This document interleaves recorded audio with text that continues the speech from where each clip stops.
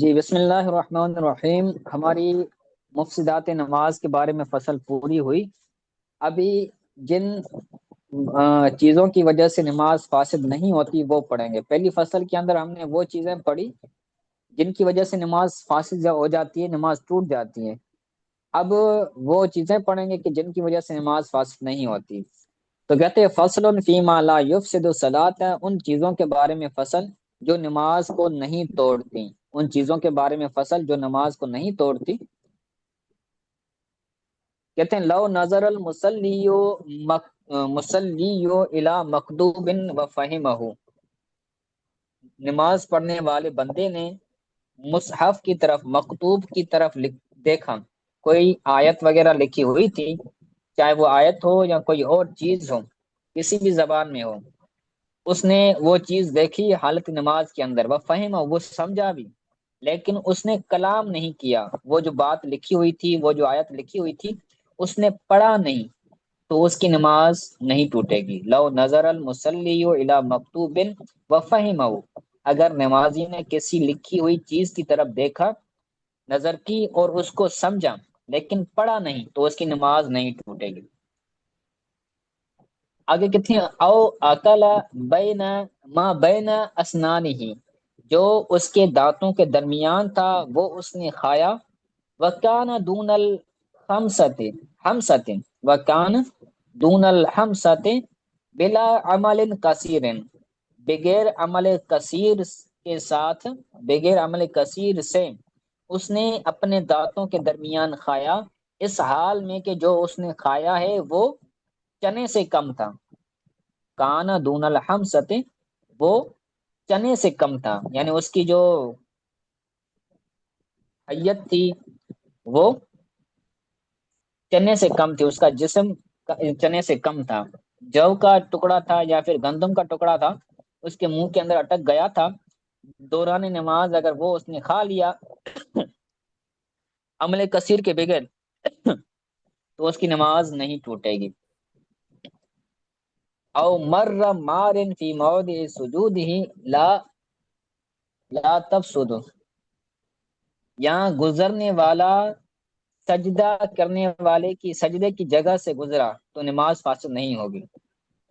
بعض لوگ یہ کہتے ہیں نا کہ اگر کوئی بندہ نمازی کے آگے سے گزرے تو اس کی نماز ٹوٹ جاتی ہے، نماز ٹوٹ جاتی ہے اگر بندہ نمازی کے آگے سے گزرے۔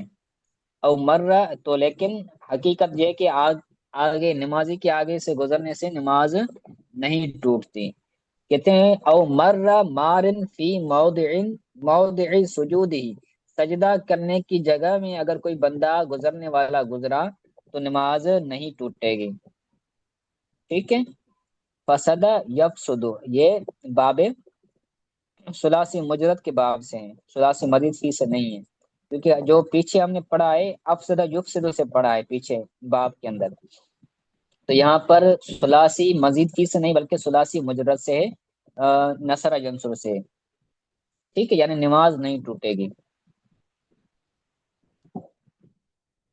وَإِنْ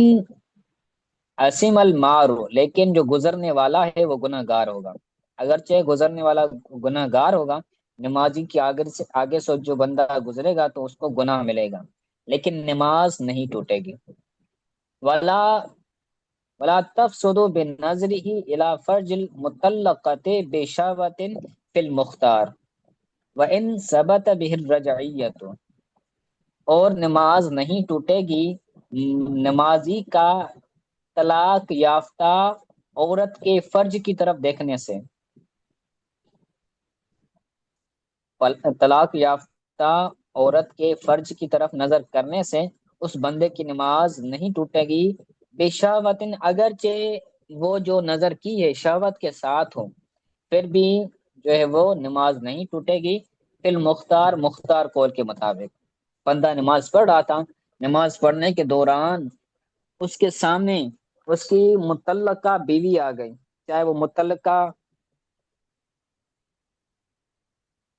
متعلقہ اجنبی ہو یا اس کی اپنی بیوی ہو جس کو اس نے طلاق دے دی ہو، تو دونوں صورتوں میں اگر وہ اس متعلقہ عورت کے فرج کی طرف شہوت کے ساتھ جو ہے وہ نظر کرتا ہے اگرچہ شہوت کے ساتھ ہو، لیکن پھر بھی اس کی نماز نہیں ٹوٹے گی۔ وَإِن ثبت بالرجعیہ، تو اگرچہ اس کے ساتھ رجعی طلاق ثابت ہو چکی ہو، پھر بھی نماز نہیں ٹوٹے گی۔ وَإِن ثبت بالرجعیہ، تو اگرچہ رجعی طلاق ثابت ہو چکی ہو لیکن پھر بھی نماز نہیں ٹوٹے گی۔ ٹھیک ہے، تو یہ وہ چیزیں تھیں جن کی وجہ سے نماز نہیں ٹوٹتی، تو اس کو بھی اچھی طرح سے یاد کر لیجیے گا۔ آج کے سبق کے حوالے سے اگر کوئی بات سمجھ نہیں آئی تو پوچھ لیں۔